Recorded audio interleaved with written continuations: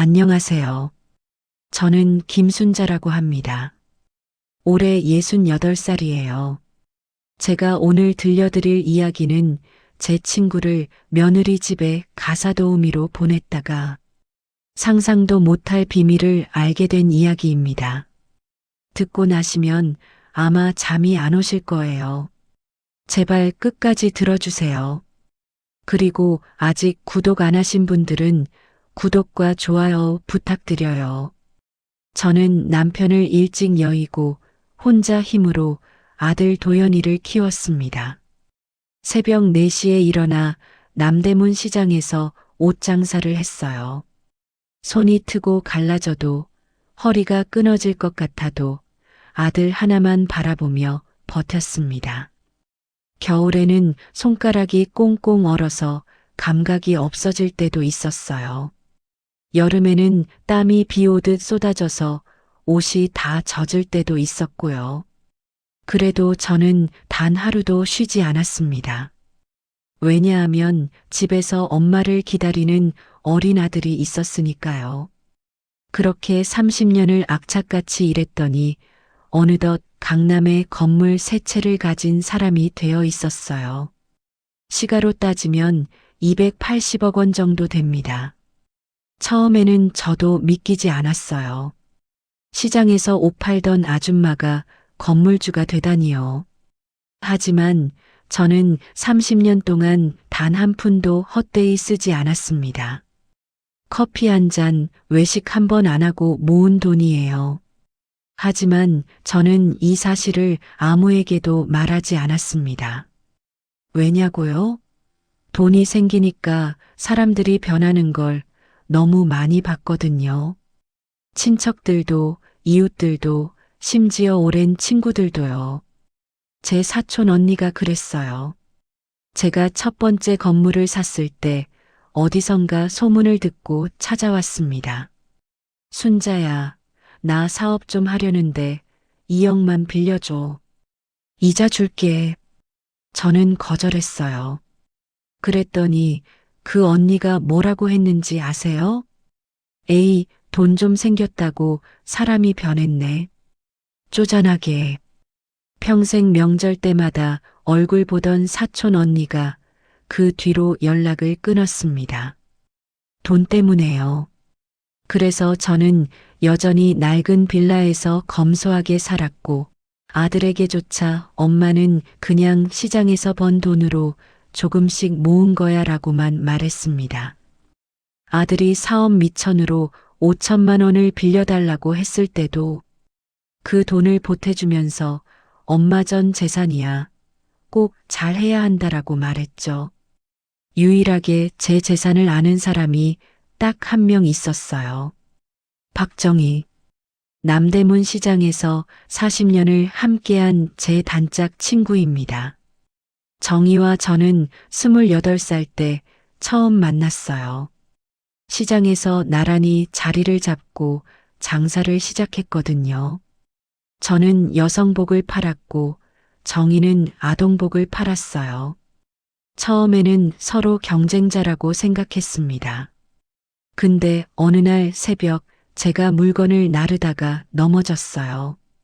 짐이 너무 무거워서 혼자 일어나지 못하고 있었는데 정희가 달려와서 저를 일으켜 세워줬습니다.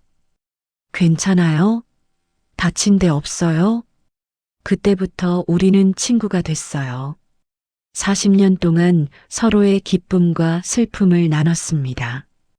정희는 제가 첫 번째 건물을 샀을 때도, 두 번째 건물을 샀을 때도, 세 번째 건물을 샀을 때도 옆에서 지켜봤어요. 하지만 그 친구는 입이 무거웠습니다. 40년 동안 단 한 번도 제 비밀을 누설한 적이 없었어요. 순자야, 너 비밀은 무덤까지 가져갈게. 걱정 마. 정희가 그렇게 말했을 때 저는 이 친구를 평생 믿어도 되겠다고 생각했습니다. 제 아들 도연이는 착하고 성실한 아이였어요. 좋은 대학 나와서 대기업에 취직했다가 5년 전에 자기 사업을 하겠다고 나왔습니다. 저는 응원했어요. 젊을 때 도전하는 게 좋다고, 실패해도 다시 일어나면 된다고요. 그런데 문제는 며느리였습니다. 박미영, 아들이 데려왔을 때부터 뭔가 느낌이 좋지 않았어요. 너무 예쁘고, 너무 말을 잘하고, 너무 완벽했거든요. 세상에 그렇게 완벽한 사람이 어디 있어요? 뭔가 숨기는 게 있을 때 사람들은 더 완벽해 보이려고 하거든요. 첫 만남에서 저한테 이렇게 말하더라고요. 어머니, 저는 도연 씨가 가진 거 아무것도 없어도 괜찮아요. 사랑만 있으면 돼요. 그 말을 들었을 때 심장이 철렁 내려앉았습니다. 왜 굳이 가진 거 아무것도 없어도라는 말을 먼저 꺼낸 걸까요? 진짜 돈에 관심 없는 사람은 그런 말 자체를 안 하거든요. 마치 저는 도둑이 아니에요라고 먼저 말하는 사람처럼요. 의심이 가는 게 당연하잖아요. 하지만 아들이 좋아하니까 입을 다물었습니다. 자식이기는 부모 없다는 건 자식을 낳아봐야만 알 수 있는 지독한 진리니까요. 아들이 행복하면 그게 제 행복이라고 생각했어요. 그래서 결혼을 허락했습니다. 결혼식 날 정희가 못 왔어요. 정의 시어머니가 갑자기 쓰러지셔서 장례를 치르느라 바빴거든요. 저는 너무 섭섭했지만 이해했습니다. 가족 일이 먼저니까요. 순자야, 미안해. 꼭 가고 싶었는데. 아니야, 정희야. 시어머니 장례가 먼저지. 괜찮아. 그래서 며느리 박미영은 정희 얼굴을 전혀 모릅니다. 이게 나중에 아주 중요한 사실이 됩니다. 결혼 후 며느리는 점점 본색을 드러냈습니다. 시어머니인 저를 대놓고 무시하기 시작했어요. 어머니, 그 옷 언제 사신 거예요? 동대문에서요? 요즘은 그런 옷 안 입어요. 손이 부들부들 떨렸어요. 40년 넘게 장사하면서 수천 명의 손님을 대했지만 내 며느리한테 이런 말을 듣게 될 줄은 몰랐습니다. 저는 남대문에서 옷을 팔았어요. 제가 파는 옷이 촌스럽다고요? 그 옷들 덕분에 당신 남편 대학 보냈는데, 하지만 저는 참았습니다. 아들 앞에서 며느리와 싸우고 싶지 않았거든요. 이 구두도 좀 그래요. 어머니 발에는 편하실지 모르겠지만 저희 집에 오실 때는 좀 다른 거 신고 오시면 안 될까요? 손님들이 오면 좀 그렇잖아요. 얼굴이 화끈거렸고 손은 차갑게 식어갔습니다. 평생 부끄러운 짓 안 하고 살았는데 내가 부끄러운 존재가 된 기분이었어요. 내 구두가 뭐가 어때서요? 280억 원을 가진 사람이 신는 구두인데요. 하지만 그 말을 할 수 없었습니다. 비밀이니까요. 그래, 다음엔 새 구두 사서 올게. 저는 그냥 웃으며 넘겼어요. 속에서는 천불이 났지만요. 명절에 가면 제가 해간 음식은 뒷방에 치워버리고 자기가 백화점에서 사온 음식만 상에 올렸어요. 어머니, 요즘 위생이 중요해서요. 집에서 만든 건 좀 그래요. 내가 30년 넘게 식품위생 교육 받으며 장사한 사람인데 입안이 바짝 말랐습니다. 하지만 아무 말도 하지 않았어요. 손녀 하은이가 보고 있었거든요. 정희한테 이 이야기를 했더니 정희가 화를 벌컥 냈어요. 순자야, 그걸 왜 참아? 내가 가서 한마디 해줄까? 아니야, 정희야. 아들 보기 민망하잖아. 아이고, 속 터져. 280억 가진 사람이 며느리한테 그런 소리를 듣고 있다니. 정희는 안타까워했지만 저는 계속 참았습니다. 아들의 결혼 생활이 깨지는 것보다는 제가 무시당하는 게 낫다고 생각했거든요. 그런데 2년 전 아들의 사업이 망했습니다. 거래처 사기를 당해서 5억 원의 빚을 지게 됐어요. 저는 당장 그 빚을 갚아줄 수 있었습니다. 280억 원 중에 5억이 뭐라고요. 하지만 그러지 않았어요. 왜냐하면 그때부터 며느리의 태도가 완전히 달라졌기 때문입니다. 빚쟁이 아들은 쓸모가 없어진 거죠. 며느리는 대놓고 아들을 무시하기 시작했습니다. 당신이 뭘 할 줄 아는 게 있어? 나 없으면 이 집 월세도 못 낼 거면서. 저는 그 말을 전해 듣고 밤새 울었습니다. 내 아들이 저런 말을 듣고 살고 있다니. 가슴이 찢어지는 것 같았어요. 아들은 점점 무기력해졌고 어깨가 축 처진 채로 하루 종일 방에만 있었습니다. 제가 전화를 해도 받지 않았어요. 문자를 보내도 바빠요라는 한마디뿐이었습니다. 이게 진짜 가족인가요? 왜 저만 이렇게 힘든 건가요? 그러다 6개월 전 아들이 완전히 연락을 끊었습니다. 전화도 안 받고 집에 찾아가도 문을 열어주지 않았어요. 며느리가 인터폰 너머로 말했습니다. 어머니, 도연 씨 지금 정신적으로 많이 힘들어요. 당분간 혼자 있고 싶대요. 어머니가 오시면 더 스트레스 받으신대요. 가슴 한쪽이 무너져 내리는 것 같았어요. 내 아들이, 내가 낳고 키운 내 아들이 엄마가 오면 스트레스를 받는다고요? 그래도 얼굴이라도 한번 보고 가야지. 문 좀 열어다오. 안 된다니까요. 어머니가 자꾸 이러시면 저희도 힘들어요. 철컥. 인터폰이 끊어졌습니다. 저는 아파트 현관 앞에서 한참을 서 있었어요. 목구멍으로 넘어가는 침이 모래알처럼 거칠게 느껴졌습니다. 다리에 힘이 풀려서 그 자리에 주저앉을 뻔했어요. 지나가는 사람들이 저를 쳐다봤지만 신경 쓸 여유가 없었습니다.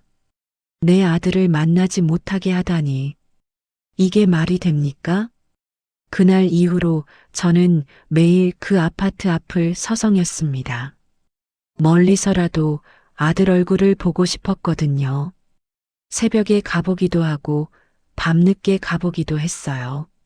하지만 아들은 한 번도 나오지 않았습니다. 그런데 이상한 점을 발견했습니다. 아들 차는 주차장에 항상 있는데 며느리 차는 거의 없었어요. 출근도 안 하면서 대체 어디를 그렇게 돌아다니는 걸까요? 그리고 가끔 며느리 차에서 내리는 낯선 남자가 있었습니다. 40대 초반으로 보이는 번쩍번쩍한 시계를 찬 남자였어요. 고급 정장을 입고 비싼 향수 냄새를 풍기는 남자였습니다. 순간 머릿속이 하얘졌어요. 설마 하는 마음으로 더 지켜봤습니다. 그 남자는 일주일에 서너 번씩 왔고 며느리와 함께 집에 들어갔다가 몇 시간 후에 나왔습니다. 그것도 대낮에요. 아들이 집에 있는데 다른 남자가 드나드는 겁니다. 심장이 빠르게 뛰었고 숨쉬기가 힘들었어요. 이건 뭔가 잘못됐다. 내 아들에게 무슨 일이 생긴 게 틀림없다. 저는 결심했습니다. 무슨 일이 일어나고 있는지 직접 알아내겠다고요. 하지만 어떻게? 며느리는 저를 집에 들이지 않았고 아들은 전화도 받지 않았습니다. 그때 기막힌 생각이 떠올랐어요. 가사 도우미. 며느리가 SNS에 올린 글이 생각났습니다. 요즘 집안일 도와줄 사람 구하는데 제대로 된 사람이 없네요. 아주머니들 왜 이렇게 불성실한 거죠? 제가 직접 갈 수는 없었어요. 며느리가 제 얼굴을 알잖아요. 결혼하고 5년 동안 명절마다 생일마다 하은이 돌잔치 때도 봤으니까요. 아무리 변장을 해도 들킬 수밖에 없었습니다. 파마를 하고 염색을 해도 눈빛은 속일 수 없거든요. 그래서 저는 정희한테 전화했습니다. 정희야, 나 부탁 하나만 하자. 무슨 부탁? 우리 며느리 집에 가사도우미로 들어가 줄 수 있어? 전화기 너머로 정희가 깜짝 놀라는 소리가 들렸습니다. 뭐? 가사도우미? 갑자기 왜? 저는 정희에게 모든 상황을 설명했습니다. 아들이 연락을 끊은 것, 며느리가 문을 열어주지 않는 것, 그리고 낯선 남자가 드나드는 것까지. 정희가 한숨을 내쉬었습니다. 순자야, 그 정도면 뭔가 심각한 거 맞아. 며느리가 바람 피우는 것 같네.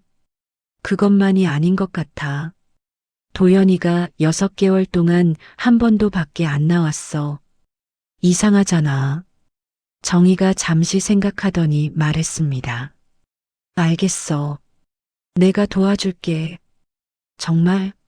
고마워, 정희야. 40년 친군데 뭘. 근데 순자야, 혹시 위험한 일 아니겠지? 몰라. 그래서 내가 가야 해. 정희 얼굴은 며느리가 몰라. 정희는 제 아들 결혼식에도 못 왔었어요. 그때 정희 시어머니 장례 때문에요. 그래서 며느리 박미영은 정희 얼굴을 전혀 모릅니다. 맞다. 나 결혼식에 못 갔지. 응. 그러니까 내가 가면 완벽해. 알았어. 내가 가서 뭘 해야 돼? 일단 집 안 상황을 살펴봐. 내 아들이 어떤 상태인지, 며느리가 뭘 하는지, 그 남자가 누구인지. 최대한 정보를 모아서 나한테 알려줘. 정희가 고개를 끄덕였습니다. 물론 전화 통화라서 볼 수는 없었지만 그녀가 고개를 끄덕이는 게 느껴졌어요. 40년 친구니까요. 알겠어. 걱정 마. 40년 장사하면서 눈치 하나는 늘었잖아. 다 알아낼게. 정희야, 진짜 고마워. 이 은혜는 평생 안 잊을게. 무슨 소리야? 내 아들이 내 아들이지. 도연이가 어릴 때부터 내가 봐왔잖아. 조카나 마찬가지야. 정희 말이 맞았어요. 도연이가 어릴 때 제가 장사하느라 바쁠 때면 정희가 대신 봐줄 때도 많았거든요. 정희한테 도연이는 조카나 다름없었습니다. 그럼 빨리 준비하자. 오늘 당장. 응. 내일 면접 잡아볼게. 다음 날 정희는 가사도우미 앱에 가입했습니다.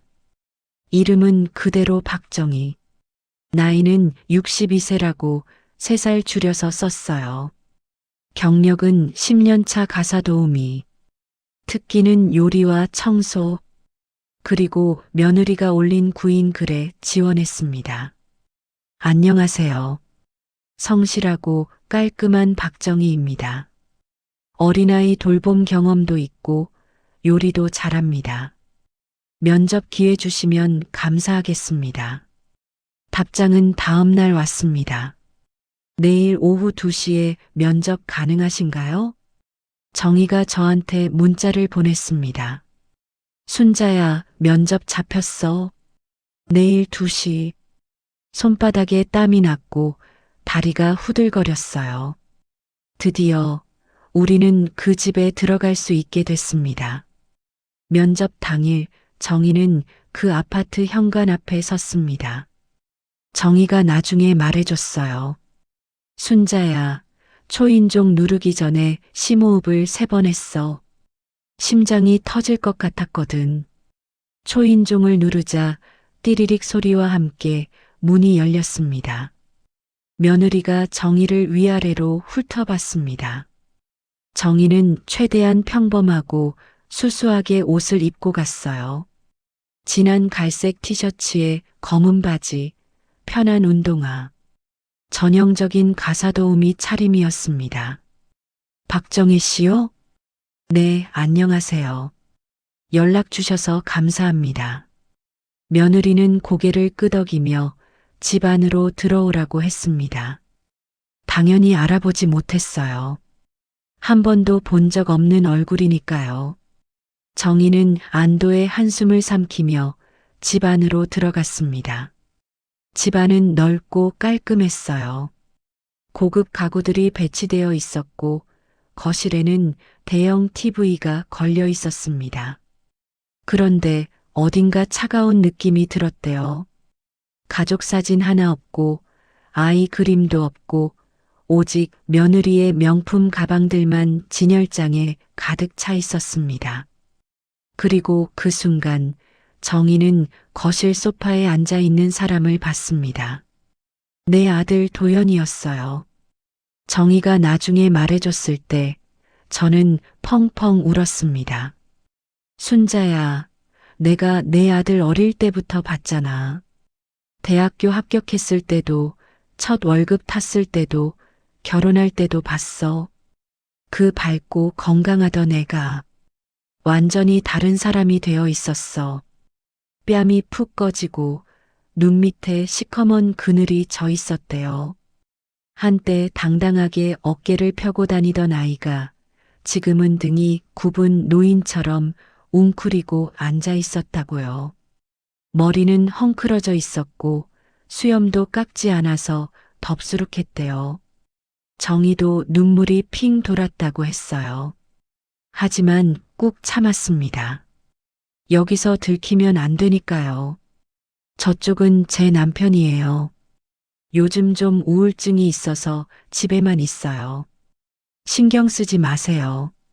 며느리는 아들을 저쪽이라고 불렀대요. 마치 가구나 물건을 가리키듯이요. 그 말을 전해 들었을 때 저는 가슴이 철렁 내려앉았습니다. 내 아들을, 내가 30년을 바쳐 키운 내 아들을 저쪽이라고요? 면접은 간단했습니다. 요리는 뭘 할 줄 아는지, 청소는 어떻게 하는지, 아이는 좀 봐줄 수 있는지. 정희는 40년 장사 경력으로 다져진 입담으로 척척 대답했어요. 요리요? 한식, 중식, 일식 다 됩니다. 특히 찌개랑 국은 자신 있어요. 청소는요? 깔끔하게 합니다. 먼지 하나 안 남겨요. 아이는 좀 봐줄 수 있어요? 저희 딸이 8살인데. 아이고, 아이 보는 건 제가 제일 잘해요. 저도 아들 하나 키웠거든요. 며느리가 고개를 끄덕였습니다. 합격이에요. 내일부터 출근 가능하세요? 네, 물론이죠. 그렇게 정희는 며느리 집에 가사도우미가 됐습니다. 위장 취직에 성공한 겁니다. 그날 밤 정희가 저한테 전화했습니다. 순자야, 들어갔어. 근데 상황이 생각보다 심각해. 뭐가? 내 아들. 보통 우울증이 아닌 것 같아. 눈에 초점이 없고 계속 멍하니 있어. 마치 약에 취한 사람처럼. 심장이 쿵쾅거렸습니다. 약에 취한 것 같다고? 응. 말을 걸어도 제대로 대답을 못해. 한참 있다가 겨우 내라고 하는 정도야. 그리고 계속 졸려 하더라고. 뭔가 이상하다. 우울증이면 잠을 못 자는 게 맞는데 왜 계속 졸려 해? 나도 그게 이상했어. 그리고 며느리가 아들한테 밥도 안 챙겨줘. 나한테 남편은 신경 쓰지 마세요. 알아서 해요라고 하더라고. 저는 주먹을 꽉 쥐었습니다. 정희야, 내일부터 집안 구석구석 살펴봐.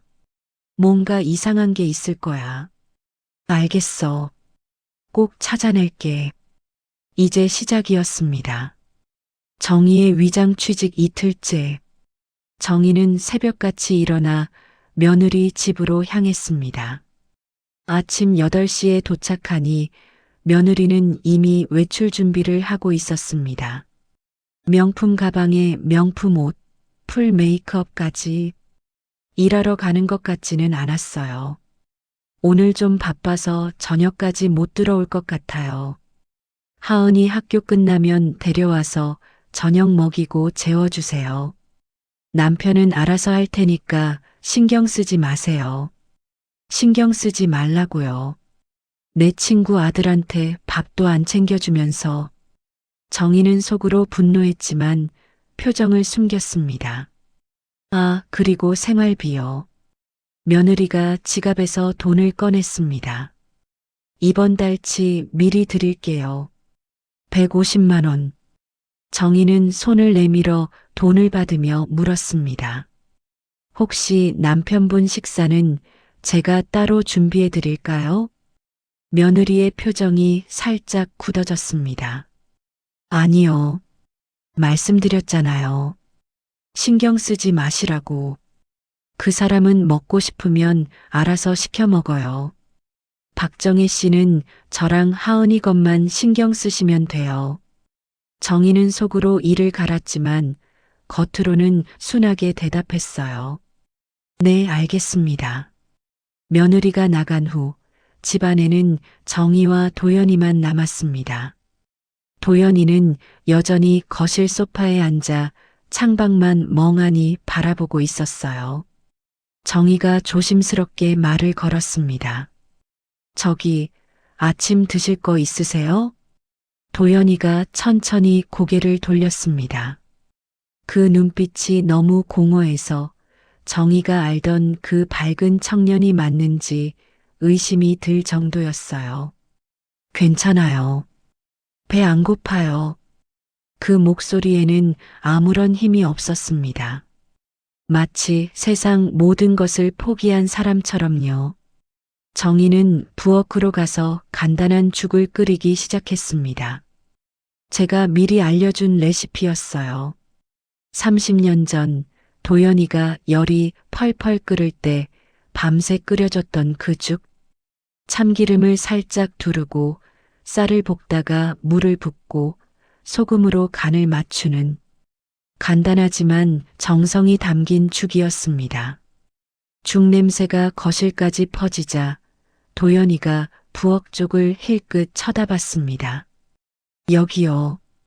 드셔보세요. 정희가 죽 한 그릇을 테이블에 놓았습니다. 도연이는 한참을 망설이다가 숟가락을 들었어요. 한 숟갈, 두 숟갈. 도연이의 눈에 이상한 빛이 스쳤습니다. 이 맛이. 정희의 심장이 쿵 하고 내려앉았어요. 이 죽 어디서 배우셨어요? 그냥 옛날에 아는 분한테 배웠어요.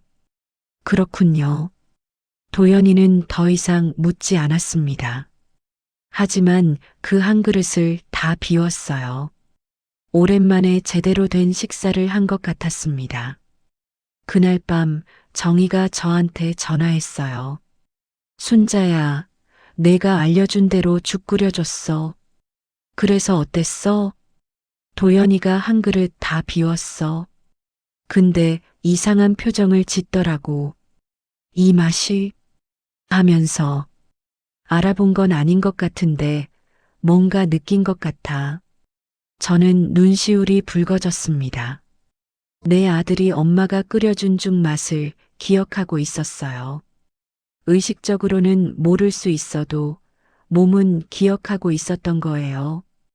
근데 순자야, 그것보다 더 중요한 거 발견했어. 뭔데?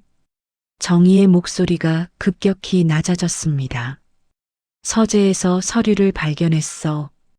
대출 계약서. 대출 계약서? 응.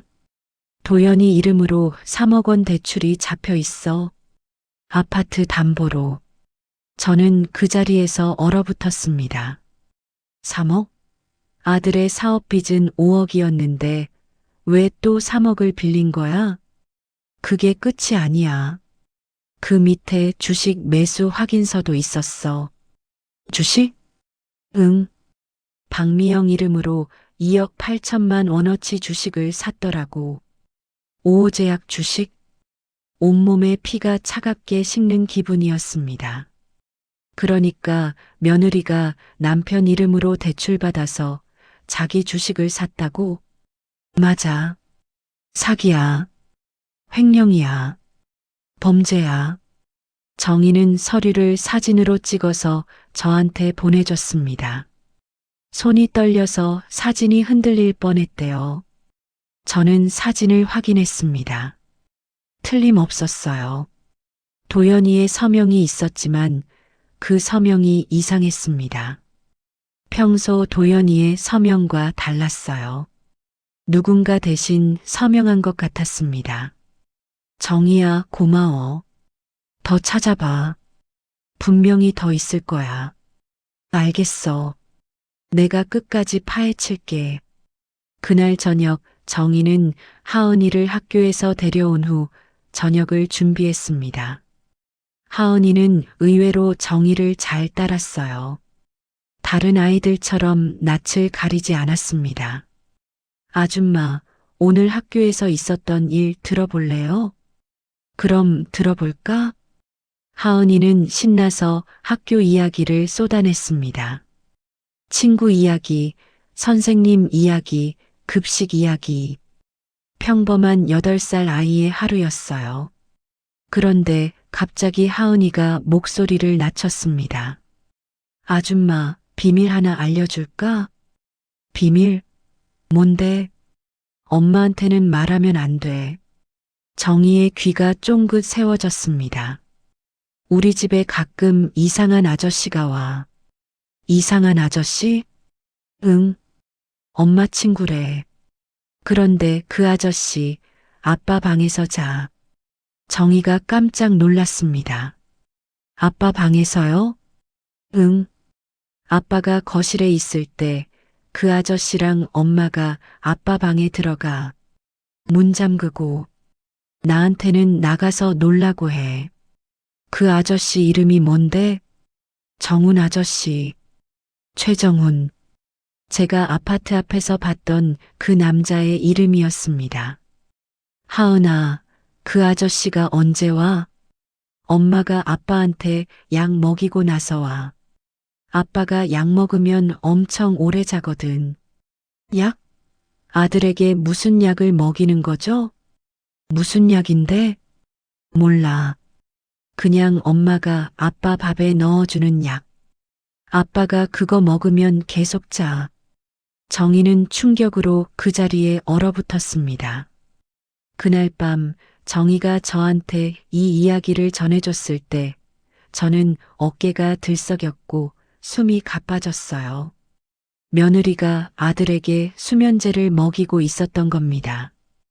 그래서 아들이 항상 멍한 상태로 있었던 거예요. 우울증이 아니라 약물 때문이었습니다. 내 아들이 마약에 찌든 것처럼 무기력했던 이유, 전화도 받지 않고 문도 열어주지 않았던 이유, 모든 게 설명됐습니다. 눈물이 핑 돌았지만 꾹 참았습니다.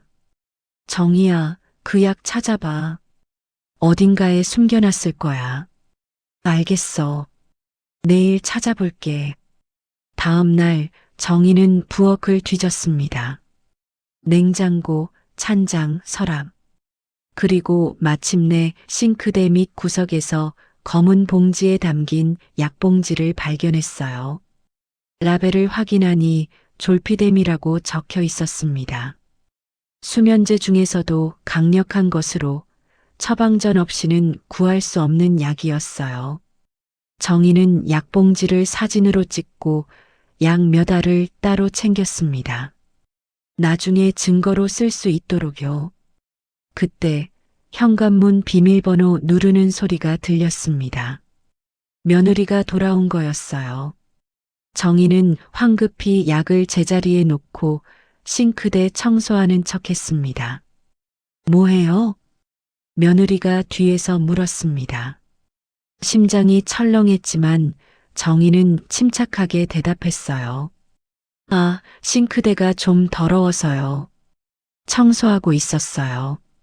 며느리는 의심스러운 눈으로 정희를 훑어봤습니다. 싱크대 밑은 안 해도 돼요. 거기 건드리지 마세요. 네, 알겠습니다. 위기를 넘겼습니다. 그날 오후 며느리가 또 외출을 했습니다. 그리고 예상대로 최정훈이 나타났어요. 미영아, 왔어. 그 남자는 마치 자기 집처럼 들어왔습니다. 정희를 보더니 눈살을 찌푸렸어요. 이 사람은 누구야? 새로 온 가사 도우미. 신경 쓰지 마. 며느리는 정희에게 말했습니다. 박정혜 씨, 오늘은 여기까지 하세요. 내일 다시 와요. 대놓고 정희를 내쫓는 거였습니다. 정희는 고개를 숙이고 가방을 챙겼어요. 네, 알겠습니다. 내일 뵐게요. 나가는 척하면서 정희는 거실 구석에 있던 화분 뒤에 작은 녹음기를 숨겨뒀습니다. 제가 전날 밤에 미리 준비해서 준 것이었어요. 집을 나선 후 정희는 아파트 근처 카페에서 기다렸습니다. 3시간쯤 지났을까요? 최정훈이 아파트에서 나오는 게 보였습니다. 정희는 다시 집으로 돌아갔어요. 녹음기를 회수하고 그날 밤 저한테 가져왔습니다. 순자야, 녹음됐어. 같이 들어봐. 저는 떨리는 손으로 재생 버튼을 눌렀습니다. 그래서 지금 얼마나 모였어? 최정훈의 목소리였습니다. 한 4억 정도? 주식이 좀 올라서. 좋아. 그럼 이번 달 안에 정리하고 나가자. 그 멍청이는 어차피 아무것도 모르잖아. 멍청이. 제 아들을 멍청이라고 불렀습니다. 응. 약 먹이면 하루 종일 자니까. 이혼 서류에 도장만 찍게 하면 돼. 그럼 아파트도 내 거고 위자료도 받을 수 있어. 하은이는? 걔는 내가 데려가야지. 양육비 받아 먹어야 하니까. 저는 입을 틀어막고 소리 없이 울었습니다. 제 손녀를 양육비 받아먹을 도구로 생각하다니. 정희도 눈물을 흘렸어요. 순자야, 이건 용서할 수 없어. 며느리의 계획이 완벽하게 드러났습니다. 1. 아들에게 수면제를 먹여 무기력하게 만든다. 2. 아들 명의로 대출을 받아 주식 투자. 3. 내연남과 함께 재산을 불린다. 4. 이혼 서류에 도장을 찍게 해서 아파트와 위자료를 챙긴다. 5. 손녀를 데려가서 양육비까지 받아낸다. 완벽한 범죄 계획이었습니다. 그리고 제 아들은 아무것도 모른 채 당하고 있었어요. 저는 그날 밤 결심했습니다. 더 이상 지켜만 보지 않겠다고. 며느리의 계획을 완전히 박살내겠다고. 정희야, 결정적인 증거가 하나 더 필요해. 뭔데? 이혼 서류. 며느리가 아들에게 도장을 찍게 하려는 그 서류야. 그걸 잡아야 해. 알겠어. 내가 찾아볼게. 그리고 며느리가 모르는 게 하나 있었습니다. 이 아파트가 서 있는 땅. 이 건물의 지분 60%를 가진 사람이 바로 저라는 것을요. 제 아들을 가둔 이 감옥의 진짜 주인은 바로 저였습니다. 그들은 곧 알게 될 거예요. 가사도우미 박정희 뒤에 누가 있는지, 그리고 280억 원의 무게가 얼마나 무거운지, 정의의 위장 취직 5일째. 저희는 이제 며느리 집의 모든 것을 파악했습니다. 아들의 상태, 며느리의 범죄 계획, 내연남의 정체까지.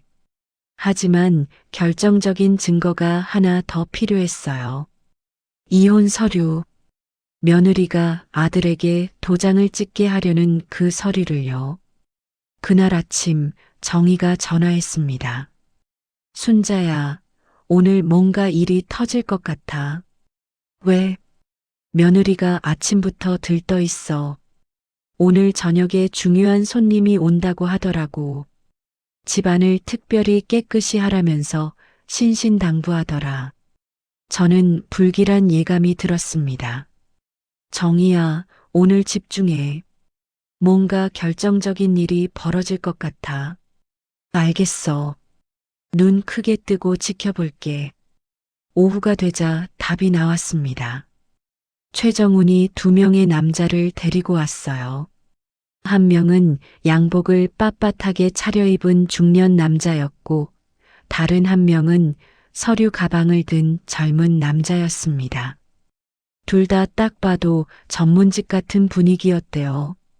미영 씨, 변호사랑 공증인 모셔왔어. 변호사? 공증인? 정희는 부엌에서 귀를 쫑긋 세웠습니다. 정희가 급히 저한테 문자를 보냈습니다. 순자야, 변호사랑 공증인이 왔어. 이혼 서류 찍으려는 것 같아. 저는 문자를 보자마자 심장이 멎는 줄 알았습니다. 지금 당장 가야 해. 저는 택시를 잡아타고 아들 집으로 향했습니다. 차 안에서 정희에게 계속 문자를 보냈어요. 정희야, 최대한 시간을 끌어. 내가 지금 가고 있어. 알겠어. 최대한 늦출게. 한편 정희는 부엌 문틈으로 그 광경을 지켜보고 있었습니다. 며느리가 도연이를 깨웠습니다. 도연이는 소파에서 반쯤 눕다시피 앉아 있었어요. 여보, 일어나. 잠깐 도장만 찍으면 돼. 도연이가 멍한 눈으로 일어났습니다. 완전히 약에 취한 상태였어요. 눈이 제대로 초점을 맞추지 못하고 있었대요. 뭐? 도장? 응. 그냥 서류야. 세금 관련된 거래. 빨리 여기 찍어. 며느리가 서류와 도장을 도연이 앞에 내밀었습니다. 정희는 부엌 문틈으로 서류의 제목을 봤습니다. 이혼 합의서. 세금 서류가 아니었어요. 이혼 서류였습니다. 그들은 지금 약에 취한 아들에게 이혼 서류에 도장을 찍게 하려는 거였습니다. 이건 명백한 범죄였어요. 정희는 시간을 끌어야 했습니다. 제가 도착할 때까지. 저기요. 정희가 부엌에서 나왔습니다. 네. 뭐예요? 며느리가 짜증스러운 표정으로 돌아봤습니다. 저 가스레인지가 이상해요. 불이 안 켜져요. 봐주실 수 있어요? 지금요? 지금 바쁜데. 근데 가스 냄새가 좀 나는 것 같아서요. 위험할 수도 있을 것 같은데. 최정훈이 짜증을 냈습니다. 아, 진짜 지금 중요한 일 하는 중이야. 나중에 해. 근데 가스 냄새가 없어. 냄새 안 나. 정희가 질질 끌었지만 한계가 있었어요. 며느리가 다시 도연이에게 도장을 내밀었습니다. 여보, 빨리 여기 찍어. 도연이가 힘없이 도장을 들었습니다. 손이 떨리고 있었대요. 제정신이 아닌 게 분명했습니다. 바로 그때 현관 비밀번호 누르는 소리가 들렸습니다. 삐삐삐삐. 철컥. 문이 열렸습니다. 제가 들어섰습니다. 잠깐. 모든 시선이 저에게 쏠렸습니다. 며느리의 얼굴이 경악으로 일그러졌습니다. 어머니? 어떻게 여기에? 비밀번호? 이 아파트 비밀번호는 도연이 생일이야. 내가 모를 리가 있겠어? 저는 거실로 성큼성큼 걸어갔습니다. 심장이 터질 것 같았지만 발걸음은 당당하게 옮겼습니다. 그 서류 내려놔. 며느리가 당황해서 서류를 움켜쥐었습니다. 이건 세금 서류예요. 어머니가 상관할 일이. 이혼 합의서잖아. 저는 냉정하게 말했습니다. 약에 취한 남편한테 이혼 서류 도장 찍게 하려고? 그게 네 계획이야? 며느리의 얼굴이 하얗게 질렸습니다. 뭐? 뭔 소리예요? 약이라니. 저는 정희를 바라봤습니다. 정희야, 증거 다 있지? 정희가 고개를 끄덕이며 앞으로 나왔습니다. 응, 다 있어.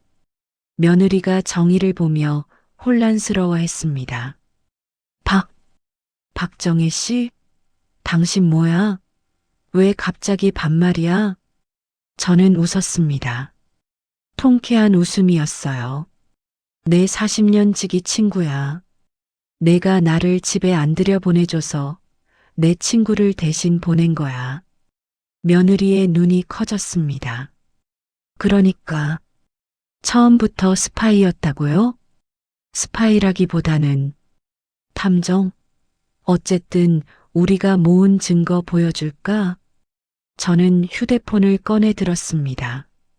대출 계약서, 내가 도연이 이름으로 3억 빌린 거, 사진 찍어뒀어. 최정훈의 얼굴이 굳어졌습니다. 주식 매수 확인서, 내 이름으로 2억 8천 주식 산 거, 이것도 있어. 며느리의 다리가 후들거리기 시작했습니다. 졸피뎀, 수면제, 내가 도연이 밥에 타서 먹인 거, 약도 확보했고 사진도 찍었어. 며느리가 벽에 기댔습니다. 서 있기 힘든 것 같았어요. 그리고 이게 결정적이야. 저는 녹음 파일을 재생했습니다. 그 멍청이는 어차피 아무것도 모르잖아. 약 먹이면 하루 종일 자니까. 이혼 서류에 도장만 찍게 하면 돼. 거실이 얼어붙었습니다. 변호사와 공증인이 당황해서 서로를 쳐다봤습니다. 이건 사기죠. 저희는 몰랐습니다. 변호사가 황급히 서류를 챙기기 시작했습니다. 가만히 있어요. 저는 변호사를 막았습니다. 당신들도 공범이에요. 약에 취한 사람한테 서류 도장 찍게 하는 거 불법인 거 몰라요? 의사 능력이 없는 상태에서 서명한 문서는 무효예요. 변호사 얼굴이 새파랗게 질렸습니다. 최정훈이 슬금슬금 뒷걸음질 쳤습니다. 현관 쪽으로요. 나는 상관없어. 미영이가 시킨 거야. 최정훈 씨. 저는 그를 똑바로 바라봤습니다. 당신도 공범이에요. 도망갈 생각 마세요. 이미 경찰에 연락했거든요. 그때 현관문을 두드리는 소리가 들렸습니다. 쿵쿵쿵. 경찰입니다. 며느리가 비명을 질렀습니다. 안 돼, 안 돼. 하지만 이미 늦었어요. 경찰들이 들이닥쳤고 최정훈과 며느리는 체포됐습니다. 박미영 씨, 최정훈 씨 사기 및 횡령 혐의로 체포합니다. 당신들은 묵비권을 행사할 수 있으며 수갑이 채워지는 소리가 집안에 울려 퍼졌습니다. 아들이 비틀거리며 일어났습니다. 약 기운이 아직 남아 있었지만 무슨 일이 일어나는지는 알아챈 것 같았어요. 엄마, 도연아. 저는 아들에게 달려갔습니다. 6개월 만에 안는 내 아들. 뼈만 남은 것 같은 마른 몸이 제 품에 안겼습니다. 엄마가 왔어. 이제 괜찮아.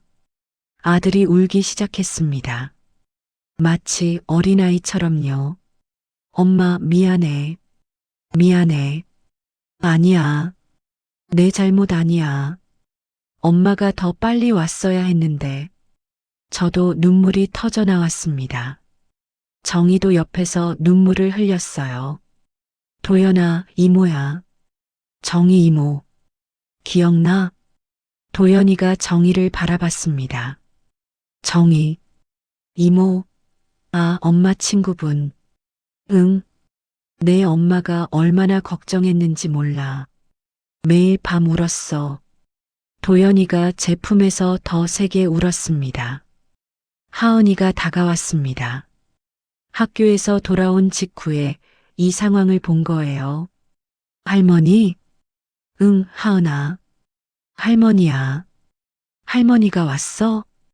응, 할머니가 왔어. 이제 다 괜찮아질 거야. 하은이도 제 품에 안겼습니다. 손녀의 따뜻한 체온이 느껴졌어요. 경찰이 며느리를 데려가면서 물었습니다. 신고자 김순자 씨, 같이 경찰서로 가셔야 합니다. 진술이 필요해요. 네, 알겠습니다. 저는 정희에게 말했습니다. 정희야, 여기서 도연이랑 하은이 좀 봐줘. 내가 경찰서 갔다 올게. 알겠어. 걱정 마. 내가 잘 돌볼게. 경찰서로 가는 길, 며느리가 저를 째려봤습니다. 어머니, 이러실 거예요? 가족인데. 저는 차갑게 웃었습니다. 가족? 내가 내 아들한테 한 짓이 가족이 할 짓이야? 수면제 먹이고, 돈 빼돌리고, 이혼 서류에 도장까지 찍으려고 한 게 가족이야? 며느리가 입을 다물었습니다. 경찰서에 도착해서 저는 며칠간 모은 증거들을 모두 제출했습니다. 녹음 파일, 사진, 서류 사본, 약 샘플. 담당 형사가 감탄했어요. 어머님, 이 정도면 완벽한 증거네요. 어떻게 이렇게 모으셨어요? 제 친구가 도와줬어요. 40년 장사하면서 눈치 좀 배운 친구가요. 형사가 웃었습니다. 대단하십니다. 이 정도면 실형 나올 수 있어요. 저는 고개를 끄덕였습니다. 감사합니다. 그런데, 네, 제가 드릴 말씀이 하나 더 있어요. 저는 휴대폰을 꺼내 제 은행 잔고를 보여줬습니다. 형사의 눈이 휘둥그레졌습니다. 이게 280억이요? 네. 그리고 제 명의로 된 건물 세 채가 있어요. 그 중 하나가 며느리 집이 있는 아파트 부지의 지분 60%를 가지고 있고요. 형사가 할 말을 잃었습니다. 그러니까 어머님이 그 아파트 건물주라는 말씀이세요? 네. 며느리는 그걸 몰랐어요. 아무도 몰랐어요. 제 친구 정희만 빼고요. 바로 그때 경찰서 문이 열리더니 며느리가 수갑을 찬 채로 끌려왔습니다. 며느리가 저를 보더니 소리쳤습니다. 어머니, 제발 봐주세요. 제가 잘못했어요. 저는 천천히 일어나 며느리 앞으로 갔습니다. 미영아, 내 어머니, 너한테 말 안 한 게 있어. 며느리가 고개를 들었습니다. 내가 살던 그 아파트 있지. 그 땅 주인이 나야. 며느리의 얼굴이 하얗게 질렸습니다. 뭐라고요? 그리고 강남에 건물 세 채가 더 있어. 시가 280억 정도. 며느리의 입이 벌어졌습니다. 아무 말도 나오지 않는 것 같았어요. 내가 그렇게 무시하던 시장 할머니가 280억 원을 가진 건물주였어. 재밌지? 저는 돌아서서 걸어갔습니다. 아, 그리고 미영아. 뒤를 돌아보지 않고 말했습니다. 감옥에서 반성 많이 해. 다음에 나올 때는 좀 더 나은 사람이 되어 있길 바라. 높은 구두 소리가 경찰서 복도에 울렸습니다. 당당한 발걸음이었죠. 그때였습니다. 잠깐만요. 누군가 저를 불러 세웠습니다. 여러분, 이 다음에 무슨 일이 일어났는지 정말 궁금하시죠? 구독과 좋아요 눌러주시면 더 놀라운 반전을 함께 보실 수 있습니다. 진짜 복수는 이제부터 시작이거든요. 잠깐만요. 저를 불러 세운 건 다름 아닌 담당 형사였습니다. 김순자 씨, 혹시 시간 되시면 잠깐 얘기 좀 나눌 수 있을까요? 무슨 일이신데요? 형사가 조심스럽게 말했습니다. 사실 박미영 씨와 최정훈 씨가 관련된 다른 사건이 하나 더 있습니다. 심장이 덜컥 내려앉았습니다. 다른 사건이라니요? 어떤 사건인데요? 투자 사기 사건입니다. 피해자가 벌써 12명이에요. 피해 금액만 23억 원이 넘습니다. 저는 그 자리에 얼어붙었습니다. 23억이요? 네. 최정훈이란 자가 주도하고 박미영 씨가 투자자를 끌어모으는 역할을 했습니다. 주로 아들 김도현 씨 주변 사람들이 피해자예요. 온몸에 소름이 돋았습니다. 그러니까 며느리는 내 아들의 인맥까지 이용해서 사기를 쳤던 겁니다. 아들은 알고 있었나요? 아니요. 김도현 씨는 모르고 있었던 것 같습니다. 오히려 김도현 씨 이름으로 투자 권유를 했더라고요. 본인도 피해자인 셈이죠. 머릿속이 하얘졌어요. 내 아들이 자기도 모르는 사이에 사기꾼으로 둔갑해 있었다니. 형사님, 그러면 제 아들도 수사 대상인가요? 아직은 아닙니다. 일단 박미영 씨와 최정훈 씨를 집중 수사하고 있어요. 김도현 씨는 피해자 겸 참고인 정도로 보고 있습니다. 저는 한숨을 내쉬었습니다. 다행이라고 해야 할지, 한심하다고 해야 할지 모르겠었어요. 그런데 김순자 씨, 네, 혹시 다른 피해자분들을 도와주실 생각 없으신가요? 도와준다니요? 형사가 조심스럽게 말했습니다. 피해자분들이 대부분 노년층이에요. 평생 모은 돈을 다 잃은 분들도 있고요. 그분들이 송사를 진행하려면 시간도 돈도 많이 들거든요. 혹시 저는 형사의 말을 끊었습니다. 형사님, 그 피해자분들 명단 좀 볼 수 있을까요? 네. 제가 직접 만나보고 싶어요. 형사의 눈이 커졌습니다. 정말요? 네. 제 며느리가 저지른 일이잖아요. 제가 책임져야죠. 그날 밤 저는 집에 돌아와 정희와 함께 오랫동안 이야기했습니다. 순자야, 23억이라니.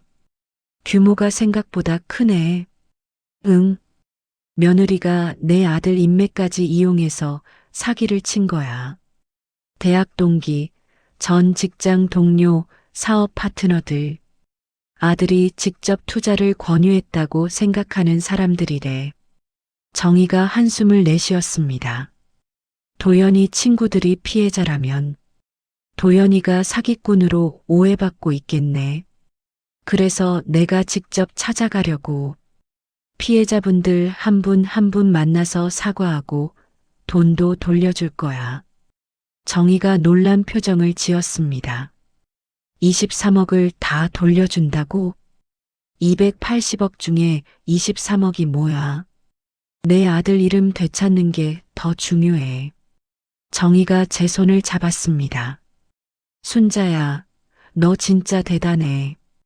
40년 알았지만 오늘처럼 내가 멋있어 보인 적 없어. 에이, 무슨 소리야. 다 내가 도와줬잖아. 나는 그냥 집에 들어가서 둘러본 것뿐이야. 진짜 결정은 내가 한 거지. 저희 둘은 그날 밤 소주를 한 잔씩 마셨습니다. 승리의 축배였어요. 다음 날 저는 형사에게 받은 피해자 명단을 들고 첫 번째 방문에 나섰습니다. 첫 번째 피해자는 아들의 대학 동기인 박준혁이라는 사람이었어요. 50대 초반의 남자로 작은 인쇄소를 운영하고 있었습니다. 실례합니다. 박준혁 사장님 계신가요? 누구세요? 저는 김도연 어머니입니다. 박준혁의 얼굴이 순식간에 굳어졌습니다. 김도현이요? 그 사기꾼 김도현? 가슴이 철렁 내려앉았어요. 역시나였습니다. 사장님, 잠깐 얘기 좀 할 수 있을까요? 할 말 없습니다. 돈 돌려받으러 오신 거면 변호사 통해서 연락하세요. 아니에요. 저는 사과하러 왔습니다. 박준혁이 멈칫했습니다. 사과요? 저는 고개를 숙였습니다. 제 아들 때문에 피해를 보셨다면서요. 진심으로 사과드립니다. 박준혁의 표정이 복잡해졌습니다. 사모님이 왜 사과를 하세요? 저한테 투자하라고 한 건 도연이었어요. 제 아들은 몰랐습니다. 네. 저는 천천히 설명했습니다. 며느리가 아들에게 수면제를 먹였던 것, 아들 이름으로 사기를 쳤던 것, 그리고 아들이 완전히 조종당하고 있었던 것을요. 박준혁의 얼굴이 점점 일그러졌습니다. 그러니까 도연이가 정말 몰랐단 말씀이세요? 네. 제 아들도 피해자입니다. 2년 동안 약에 취해 있었어요. 박준혁이 한숨을 내쉬었습니다. 어휴. 그럼 내가 도연이한테 한 말들 무슨 말씀을 하셨는데요? 카톡으로 욕을 좀 많이 했어요. 사기꾼이라고 평생 친구인 줄 알았는데 배신당했다고. 저는 고개를 저었습니다. 사장님 잘못 아니에요. 누구나 그렇게 생각하셨을 거예요. 박준혁이 고개를 숙였습니다. 죄송합니다, 사모님. 제가 너무 성급했네요. 아니에요. 사과는 제가 해야죠. 저는 봉투 하나를 꺼냈습니다. 여기 2억 원 있습니다. 사장님이 이르신 금액이요. 박준혁의 눈이 휘둥그레졌습니다. 이게 뭐예요? 피해 보상금이에요. 제 며느리가 저지른 일이니까 제가 책임지는 게 맞잖아요. 아니, 사모님이 왜? 받아주세요. 그리고 제 아들 욕하지 마세요. 걔도 피해자거든요. 박준혁의 눈에 눈물이 고였습니다. 사모님, 그리고 나중에 제 아들이 연락하면 한번 만나주세요. 도연이가 직접 사과하고 싶어 할 거예요. 저는 일어서서 인쇄소를 나왔습니다. 첫 번째 방문이 끝났어요. 앞으로 11명의 피해자가 더 남아 있었습니다. 그날부터 저는 매일 피해자들을 찾아다녔습니다. 정희도 함께 다녔어요. 순자야, 내가 운전해 줄게. 너 혼자 다니면 힘들잖아. 고마워, 정희야. 두 번째 피해자는 아들의 전 직장 동료였어요. 1억 5천만 원을 잃은 40대 여성이었습니다. 그녀는 저를 보자마자 울음을 터뜨렸어요. 제 퇴직금이었어요. 아이들 교육비로 쓰려고 모은 돈인데 저는 그녀의 손을 잡았습니다. 돌려드릴게요. 다 돌려드릴게요. 세 번째 피해자는 아들의 사업 파트너였던 60대 남성이었어요. 3억 원을 잃었지만 그는 돈보다 배신감에 더 분노하고 있었습니다. 도연이를 아들처럼 생각했어요. 내 사업 노하우도 다 알려줬는데 그게 사기꾼이었다니. 제 아들이 아니에요. 며느리가 아들 이름을 도용한 거예요. 그래도 어떻게 이럴 수가. 저는 3억 원을 건네며 말했습니다. 사장님, 제 아들은 좋은 아이예요. 나중에 직접 만나보시면 아실 거예요. 네 번째, 다섯 번째, 여섯 번째. 저는 12명의 피해자를 모두 만났습니다. 총 23억 원을 돌려줬어요. 어떤 사람은 울었고, 어떤 사람은 화를 냈고, 어떤 사람은 멍하니 저를 바라봤습니다. 하지만 모두가 공통적으로 물었어요. 왜 이러시는 거예요? 사모님 잘못도 아닌데. 저는 똑같이 대답했습니다. 제 며느리가 저지른 일이니까요. 그리고 제 아들 이름이 더럽혀졌으니까요. 이건 제가 해야 할 일이에요. 마지막 피해자를 만난 날, 저는 탈진 상태로 집에 돌아왔습니다. 280억 원 중에 23억 원이 빠져나갔어요. 하지만 전혀 아깝지 않았습니다. 오히려 마음이 후련했어요. 내 아들의 명예를 되찾았으니까요.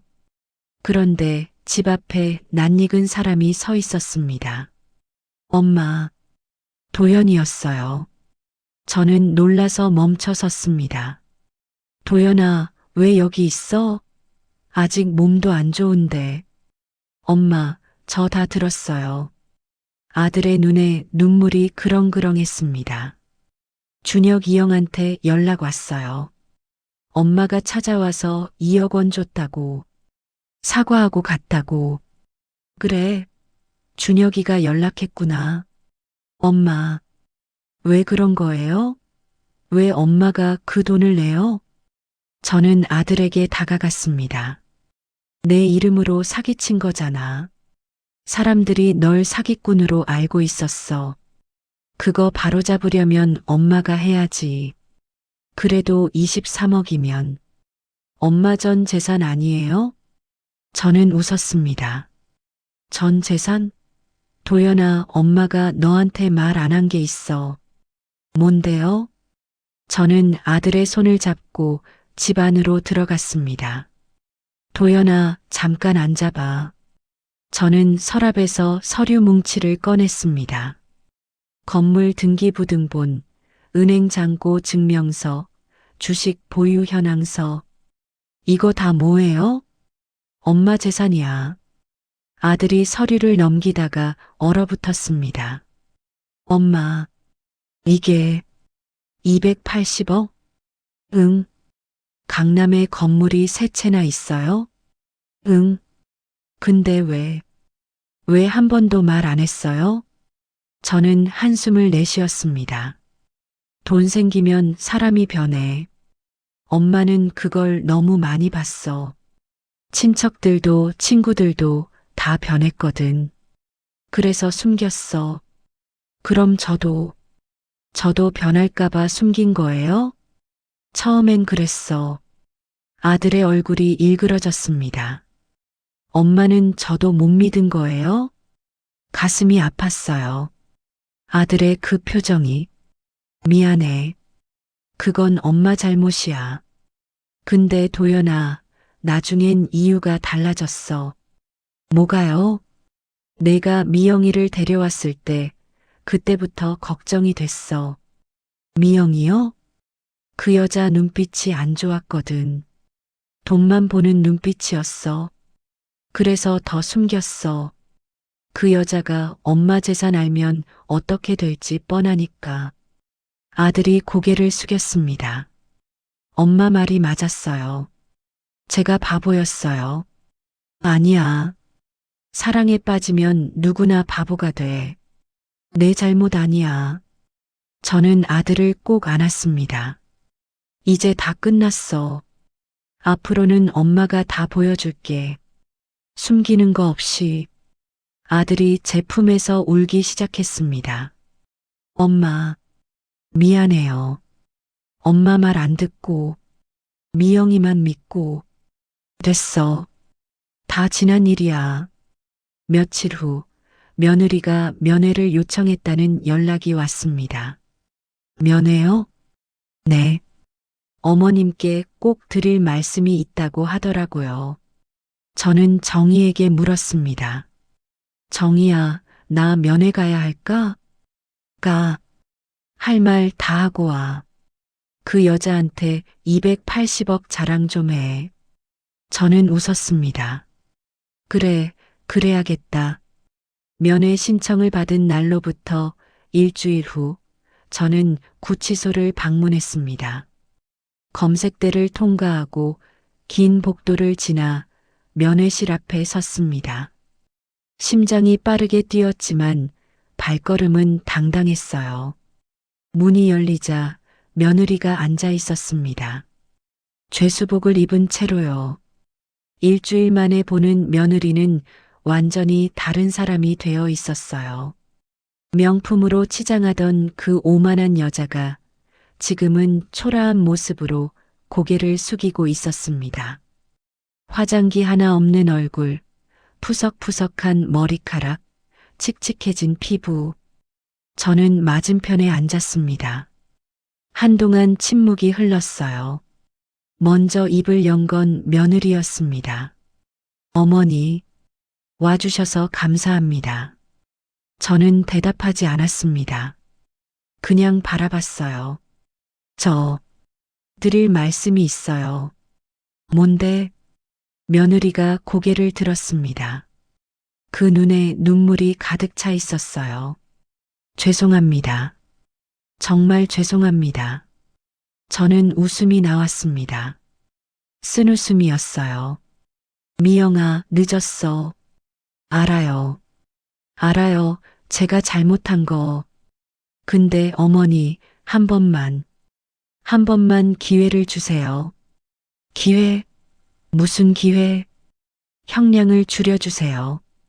어머니가 탄원서 써주시면 제가 빨리 나올 수 있어요. 저는 며느리를 뚫어지게 쳐다봤습니다. 내가 지금 나한테 탄원서를 써달라고? 네. 제발이요. 저 감옥에서 죽을 것 같아요. 여기 음식도 못 먹겠고, 잠도 못 자고, 믿을 수가 없었어요. 이 여자가 지금 무슨 소리를 하는 거죠? 미영아, 내 어머니, 너 지금 진심으로 반성하는 거야? 며느리가 고개를 끄덕였습니다. 네, 진심이에요. 제가 잘못했어요. 도연 씨한테도 어머니한테도 다 잘못했어요. 저는 한숨을 내쉬었습니다. 미영아, 솔직히 말해봐. 네, 너 왜 그랬어? 도연이가 뭘 잘못했길래 그렇게까지 한 거야? 며느리가 입술을 깨물었습니다. 그냥 돈이 필요했어요. 돈? 정훈 씨가 사업한다고 했어요. 크게 한 번 하면 10배로 불릴 수 있다고. 근데 미천이 없었어요. 그래서 남편 재산을 빼돌렸고 다른 사람들한테 사기를 친 거고. 며느리가 고개를 숙였습니다. 죄송해요. 저는 자리에서 일어났습니다. 미영아. 네. 탄원서 안 써줄 거야. 며느리의 얼굴이 하얗게 질렸습니다. 왜요? 어머니, 제발. 왜냐면 넌 아직도 반성 안 하고 있거든. 반성하고 있어요. 진짜예요. 저는 고개를 저었습니다. 아니야. 넌 지금 감옥에서 나가고 싶어서 사과하는 거지. 진짜로 잘못을 뉘우치는 게 아니야. 그건 내가 진짜 반성했다면 탄원서 얘기부터 꺼내지 않았을 거야. 그냥 사과만 하고 끝냈어야지. 며느리의 눈에서 눈물이 흘러내렸습니다. 어머니, 미영아, 너한테 한 가지 알려줄 게 있어. 뭔데요? 저는 가방에서 서류 봉투를 꺼냈습니다. 이거 뭔지 알아? 며느리가 서류를 봤습니다. 그리고 얼어붙었어요. 이게 보상금 지급 확인서? 응. 내가 사기친 피해자 12명한테 다 돈 돌려줬어. 23억 원. 며느리의 입이 벌어졌습니다. 23억을 어머니가요? 응. 내 돈으로. 어떻게 어머니가 그런 돈이. 저는 웃었습니다. 미영아, 내가 너한테 말 안 한 게 있어. 뭔데요? 너희 살던 그 아파트 있지? 그 땅 주인이 나야. 며느리의 눈이 커졌습니다. 네. 그리고 강남에 건물 세 채가 더 있어. 시가로 280억 원 정도. 며느리가 말을 잃었습니다. 아무 소리도 내지 못하고 저를 바라봤어요. 내가 그렇게 무시하던 시장 할머니가 280억 건물주였어. 말도 안 돼. 왜? 믿기 어려워? 그럼 왜 그렇게 사셨어요? 낡은 빌라에서 시장에서 장사하면서 돈 있다고 티 내면서 살 이유가 없으니까. 그리고 그래야 내 같은 사람을 걸러낼 수 있거든. 며느리가 고개를 숙였습니다. 어깨가 떨리고 있었어요. 어머니, 미영아, 마지막으로 하나만 더 말해줄게. 뭔데요? 저는 며느리를 똑바로 쳐다봤습니다. 넌 280억을 빼앗을 수도 있었어. 네, 내 아들을 진심으로 사랑했으면 내가 다 가질 수 있었어. 나는 아들한테 전 재산 물려줄 생각이었거든. 그러면 내가 아들 아내로서 다 누렸을 거야.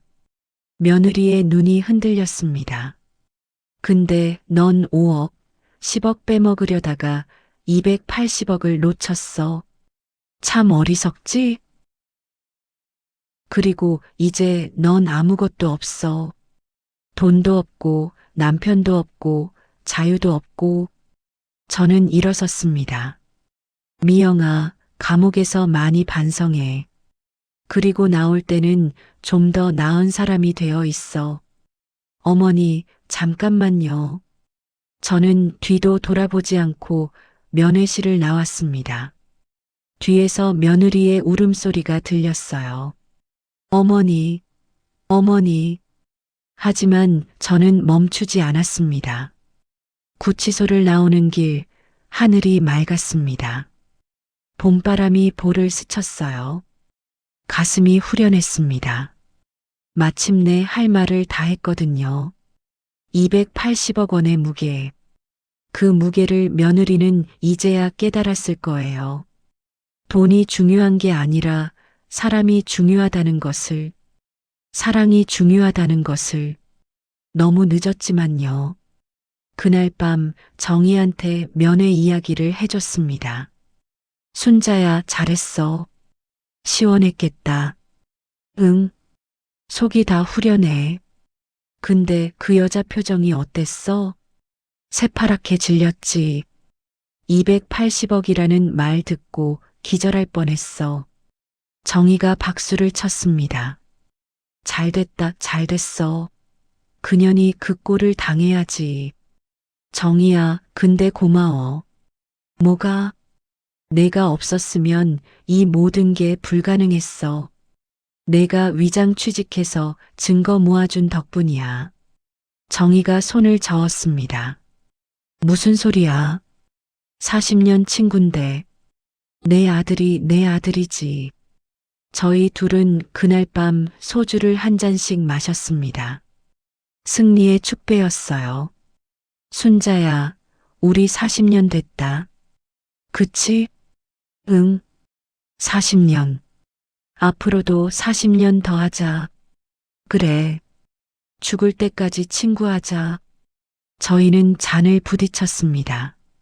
좋은 친구 하나가 100명의 가족보다 낫다는 말, 그날 밤 진심으로 느꼈어요.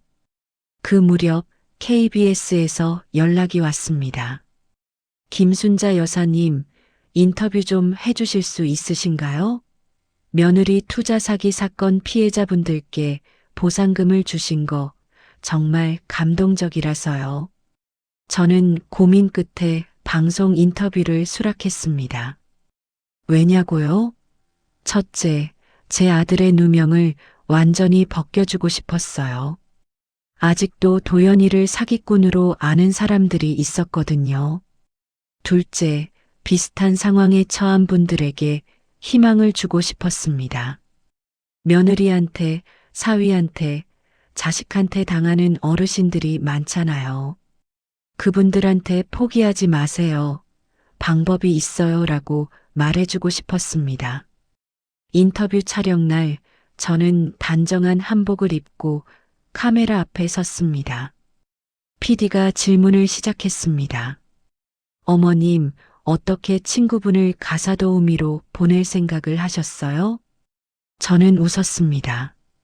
아들을 만날 방법이 그것밖에 없었거든요. 며느리가 절대 안 들여보내줬으니까. 근데 제가 직접 가면 들킬 거잖아요. 결혼하고 5년 동안 봤으니까. 그래서 40년 친구한테 부탁했죠. 친구분이 흔쾌히 수락하셨나요? 그럼요. 40년 친구인데요. 제 아들을 조카처럼 봐온 친구예요. 도연이가 어릴 때부터 알았거든요. 280억 건물주가 직접 작전을 지휘하신 거잖아요. 대단하시다는 반응이 많아요. 에이, 대단한 거 아니에요. 엄마라면 누구나 그렇게 해요. 아들이 위험에 빠졌는데 가만히 있을 엄마가 어디 있어요? 방송이 나간 후 반응은 폭발적이었습니다. 인터넷에서 제 이야기가 화제가 됐어요. 280억 건물주 할머니, 우정의 위장 작전이라는 별명이 붙었습니다. 댓글이 수천 개가 달렸어요. 할머니 멋있다. 친구분도 진짜 대단하다. 40년 우정 부럽다. 며느리 완전 천벌 받았네. 우리 시어머니는 왜 저렇지 않을까요? 좋은 친구 하나가 100명의 가족보다 낫다는 말이 딱 맞네. 하지만 예상치 못한 일도 생겼습니다. 방송이 나간 다음 날 아침부터 초인종이 울렸어요. 누구세요? 김순자 여사님, 저희 오투자입니다. 건물 매각 관련해서 상담 드리고 싶어서요. 아니요, 괜찮아요. 문을 닫았는데 1시간 뒤에 또 벨이 울렸습니다. 김순자 여사님, 저희 XX증권인데요. 자산관리 서비스를 제안드리고 싶습니다. 필요 없어요.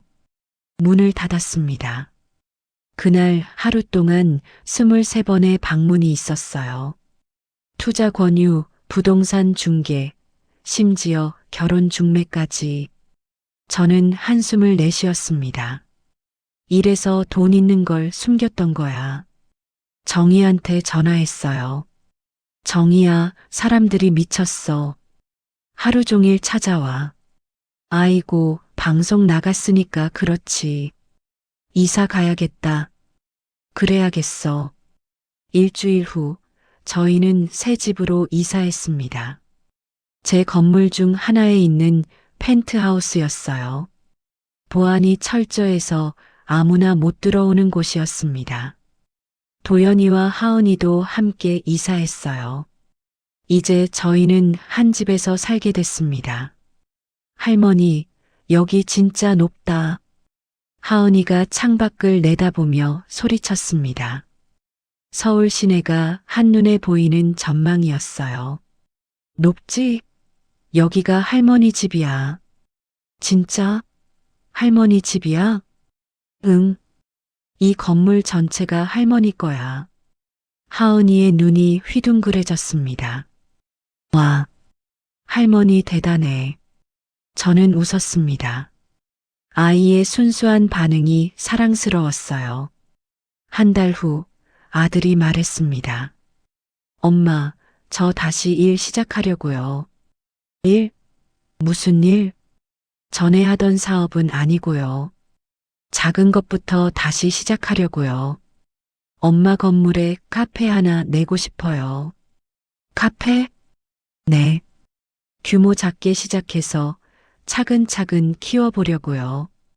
이번엔 제 실력으로 해보고 싶어요. 엄마 돈 말고요. 저는 잠시 아들을 바라봤습니다.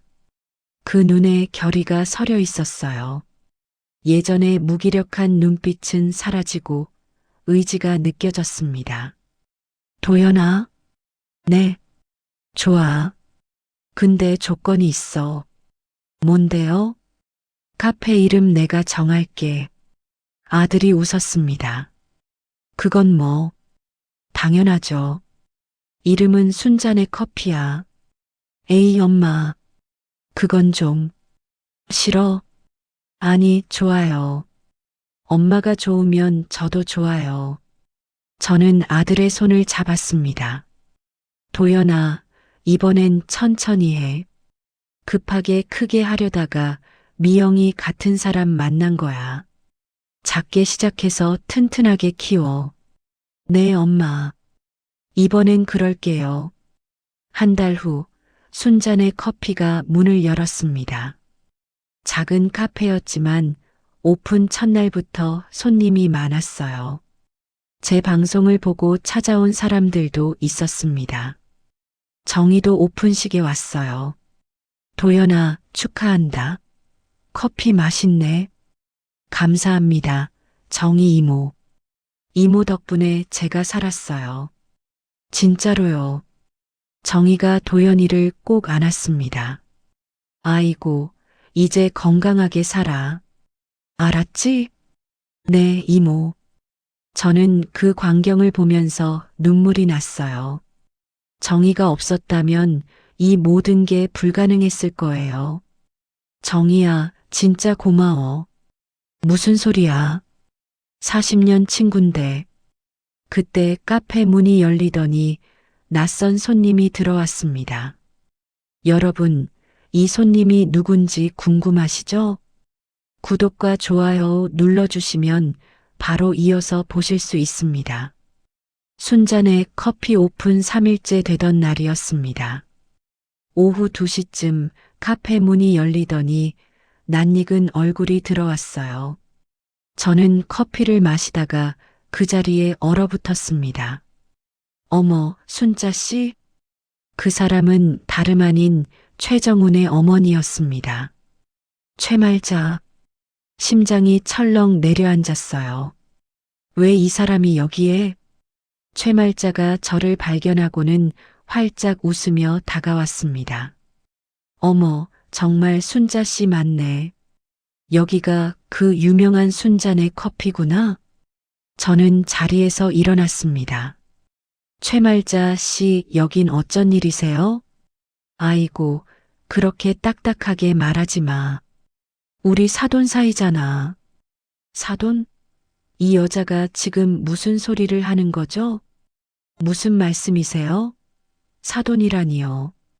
아들 정훈이랑 며느리 미영이가 사실혼 관계였잖아. 그럼 우리 사돈 아니야? 손이 부들부들 떨렸어요. 이 여자가 정말 뻔뻔하게 나오는구나. 최말자 씨, 당신 아들이 제 며느리랑 짜고 제 아들한테 사기를 쳤어요. 그게 무슨 사돈이에요? 50대 여성의 표정이 살짝 굳어졌습니다. 하지만 금방 다시 웃음을 띄었어요. 아이고, 그 일은 정훈이도 잘못했지. 근데 순자 씨, 우리 좀 얘기할 수 있을까? 할 말 없어요. 저는 돌아서려고 했습니다. 그런데 최말자가 제 팔을 잡았어요. 순자 씨, 제발. 5분만, 5분만 들어줘. 그 눈빛이 간절했습니다. 뭔가 사정이 있는 것 같았어요. 저는 한숨을 내쉬었습니다. 5분이에요. 5분 후에 안 가시면 경찰 부를 거예요. 우리는 카페 구석 자리에 앉았습니다. 도연이가 걱정스러운 눈으로 저를 바라봤지만 저는 괜찮다는 눈짓을 보냈어요. 말씀하세요. 최말자가 고개를 숙였습니다. 순자 씨, 솔직히 말할게. 나 돈이 필요해. 역시나였습니다. 돈 때문에 온 거였어요. 당신 아들이 사기쳐서 번 돈 어디 갔어요? 그게 다 날렸어.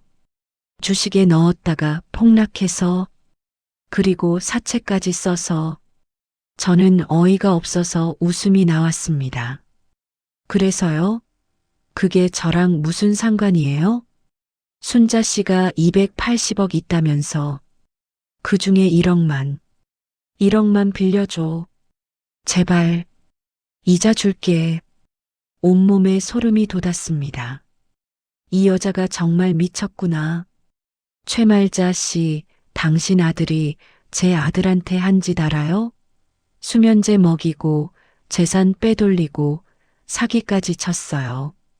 근데 당신이 나한테 돈을 빌려달라고? 알아.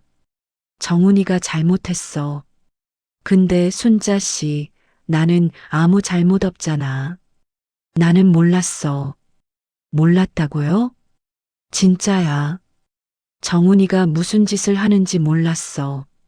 나중에 경찰서에서 알았어. 저는 고개를 저었습니다. 최말자 씨, 당신이 몰랐든 알았든 저랑은 상관없는 일이에요. 돈 빌려드릴 수 없어요. 50대 여성의 표정이 일그러졌습니다. 순자 씨, 너무하네. 280억 있으면서 1억도 못 빌려줘? 못 빌려주는 게 아니라 안 빌려주는 거예요. 당신 같은 사람한테는요. 최말자가 벌떡 일어났습니다. 야, 김순자, 너 뭐가 그렇게 잘났어? 시장에서 장사하던 게 뭐가 대단하다고. 카페 안의 손님들이 모두 우리를 쳐다봤습니다. 도연이가 달려왔어요. 이분 뭐예요? 왜 소리 질러요? 아, 너 도연이구나. 네 와이프가 우리 정훈이랑 살았어. 알아? 네 집에서, 네 침대에서. 도연이의 얼굴이 하얗게 질렸습니다. 그때 카페 문이 열리더니 양복을 입은 남자 2명이 들어왔어요. 최말자 씨 여기 계셨군요. 50대 여성의 얼굴이 순식간에 창백해졌습니다. 당신들은 저희 대부업체에서 나왔습니다. 최정훈 씨 보증으로 3억 빌려가셨죠? 이자 포함해서 4억 2천만 원 갚으셔야 합니다. 대부업체? 3억? 저는 상황을 파악했습니다. 최말자가 아들 보증으로 사채를 썼고 아들이 감옥에 가니까 돈을 갚을 방법이 없어진 거였어요. 나 지금 돈 없어. 조금만 기다려줘. 기다릴 수 없습니다. 오늘까지예요. 최말자가 저를 돌아봤습니다. 순자 씨, 제발. 저 사람들 무서워. 1억만, 아니 5천만 원만. 저는 차갑게 말했습니다. 저한테 빌려달라고 하지 마세요. 당신 아들이 제 아들한테 한 짓 생각하면 저는 당신 도와줄 이유가 없어요. 대부업체 직원들이 50대 여성의 팔을 잡았습니다. 가시죠. 싫어. 순자 씨, 최말자가 끌려가면서 소리쳤습니다. 김순자, 두고 봐. 내가 가만 안 있을 거야. 카페 문이 닫혔습니다. 그제야 저는 긴 한숨을 내쉬었어요. 도연이가 걱정스럽게 물었습니다. 엄마, 괜찮아요? 응, 괜찮아. 저 사람 누구예요? 최정훈 어머니야. 도연이의 얼굴이 일그러졌습니다. 아, 그 사람 어머니. 신경 쓰지 마. 저 사람은 저 사람 인생 살고 우리는 우리 인생 사는 거야. 하지만 불안한 예감이 들었습니다. 최말자가 가만히 있을 것 같지 않았거든요. 그리고 제 예감은 맞았습니다. 일주일 후 카페에 악성 리뷰가 달리기 시작했어요. 커피맛 형편없음. 사장이 사기꾼 아들임. 위생 불량. 바퀴벌레 봤음. 사장 어머니가 280억 건물주라면서 손님한테 갑질함. 전부 거짓말이었습니다. 하지만 리뷰가 수십 개가 달리니까 카페 평점이 뚝 떨어졌어요. 별점 4.8에서 2.1로. 엄마, 이거 다 거짓말이에요. 어떡해요? 도연이가 당황한 표정으로 물었습니다. 저는 리뷰들을 살펴봤습니다. 모두 비슷한 시간대에 비슷한 문체로 작성됐어요. 도연아, 이거 한 사람이 쓴 거야. 누가요? 최말자. 틀림없어. 그리고 상황은 더 악화됐습니다. 며칠 후, 최말자가 카페 앞에서 시위를 시작했어요. 280억 건물주가 서민 착취한다. 사기꾼 아들 카페 보이콧하자. 매일 아침 9시에 와서 저녁 6시까지 피켓을 들고 소리를 지르고 지나가는 사람들에게 전단지를 나눠줬습니다. 50대 여성의 시위는 일주일 동안 계속됐습니다. 카페 손님이 뚝 떨어졌습니다. 하루에 200명 오던 손님이 20명으로 줄었어요. 정희가 저한테 전화했습니다. 순자야, 나 들었어. 최말자가 시위한다며? 응. 매일 와서 소리 지르고 난리야. 그년 진짜 내가 가서 혼내줄까? 아니야, 정희야. 법적으로 해결할 거야. 저는 변호사를 만났습니다. 김순자 여사님, 악성 리뷰 작성자가 최말자 씨라는 증거가 있으면 고소 가능합니다. 어떻게 증거를 잡죠? 저희가 IP 추적을 신청할 수 있어요. 시간이 좀 걸리지만요. 해주세요. 비용은 얼마든지 낼게요. 그러던 어느 날 MBC 실화탐사대에서 연락이 왔습니다. 김순자 여사님이세요? 네, 누구세요? 저는 MBC 실화탐사대 PD입니다. 최말자 씨 시위건으로 연락드렸어요. 실화탐사대요? 네. 저희가 최말자 씨 취재를 좀 했는데요. 혹시 인터뷰 가능하신가요?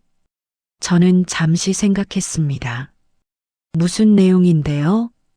최말자 씨가 여사님 카페 앞에서만 시위하는 게 아니더라고요.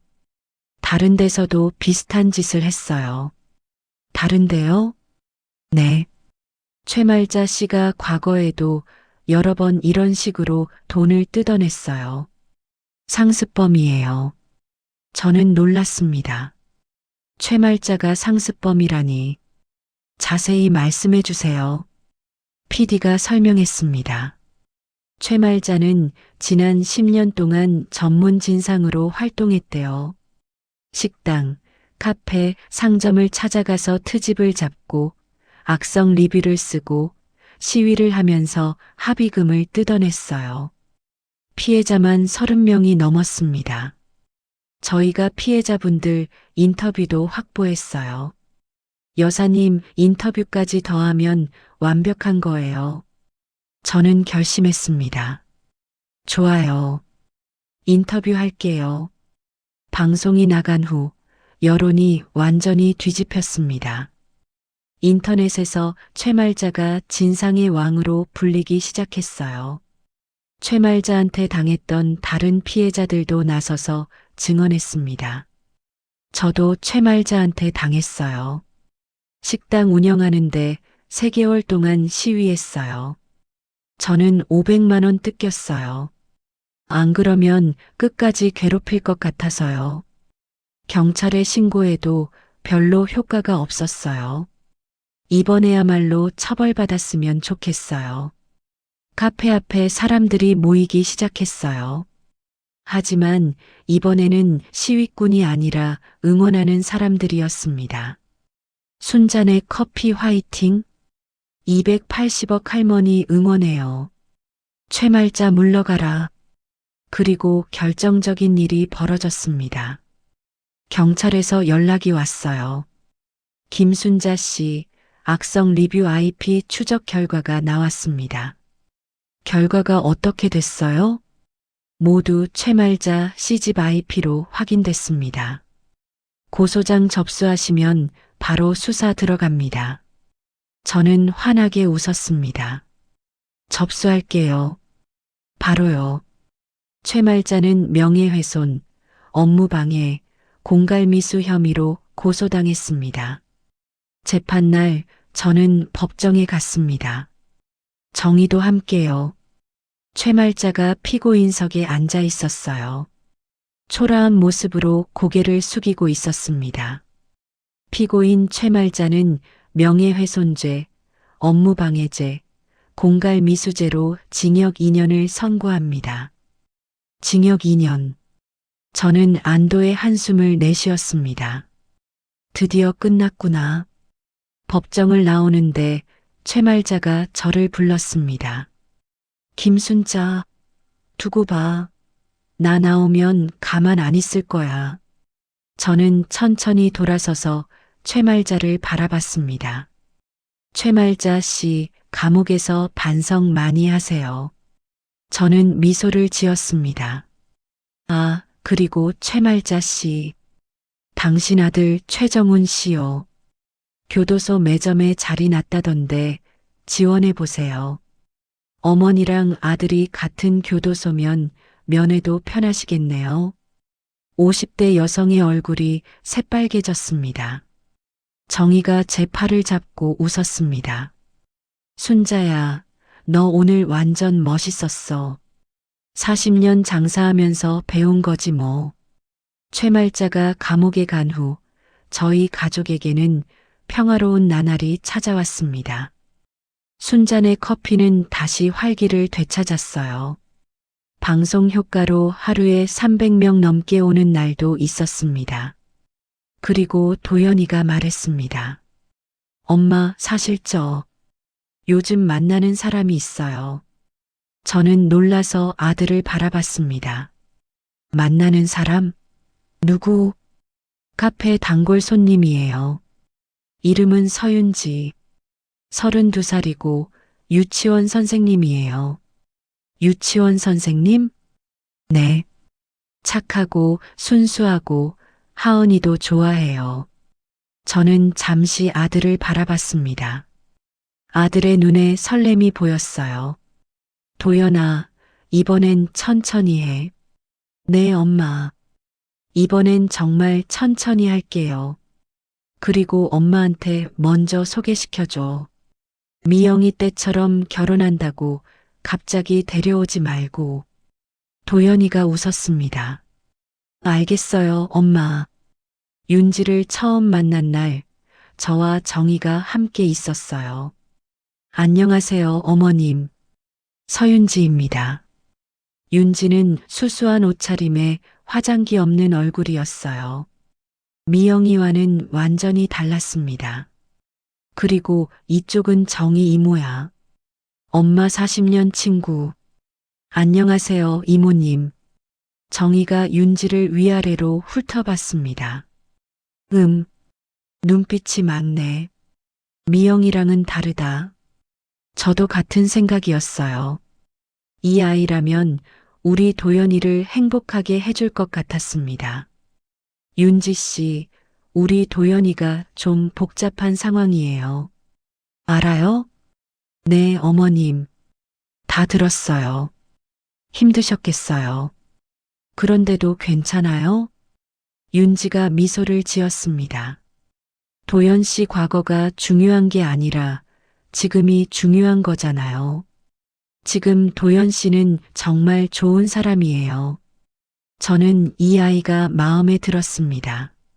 3개월 후 도연이가 말했습니다. 엄마, 저 윤지 씨랑 결혼하고 싶어요. 결혼식은 작은 레스토랑에서 했어요. 하객은 20명도 안 됐습니다. 하지만 그 어떤 결혼식보다 따뜻했어요. 정희가 주례를 받습니다. 오늘 이 두 사람의 결혼을 축하합니다. 도연아, 이번엔 진짜 행복해라. 알았지? 네, 정희 이모. 하은이가 윤지를 엄마라고 부르기 시작했어요. 그 순간 저는 눈물이 났습니다. 결혼식이 끝난 후 저는 오랫동안 생각했던 일을 실행에 옮기기로 했습니다. 재단 설립. 저는 280억 원 중 50억 원을 기부해서 재단을 만들기로 했어요. 저처럼 당하는 분들을 돕고 싶어서 며느리한테, 사위한테, 자식한테 당하는 어르신들을 법적으로 도와주는 재단을 만들 거야. 재단 이름은 순자 희망 재단으로 정했어요. 재단 설립식 날 정희가 옆에 서 있었습니다. 저는 연설을 했어요. 여러분, 저는 김순자입니다. 며느리한테 아들을 빼앗길 뻔했던 평범한 어머니예요. 하지만 저는 40년 친구의 도움으로 아들을 되찾았습니다. 이제 저는 그 은혜를 갚고 싶어요. 비슷한 상황에 처한 분들을 돕고 싶어요. 포기하지 마세요. 방법은 있어요. 그리고 이 재단이 그 방법을 찾아드릴게요. 우레와 같은 박수가 터져 나왔습니다. 그런데 그 무렵 제 인생에 뜻밖의 일이 생겼습니다. 남자가 생긴 거예요. 네, 제가 68살에 남자를 만났습니다. 그 남자를 처음 만난 건 재단 설립식 날이었습니다. 김순자 여사님이시죠? 저는 이강호라고 합니다. 키가 크고 백발이 멋있는 남자였어요. 69살이라고 했습니다. 저도 비슷한 일을 당했거든요.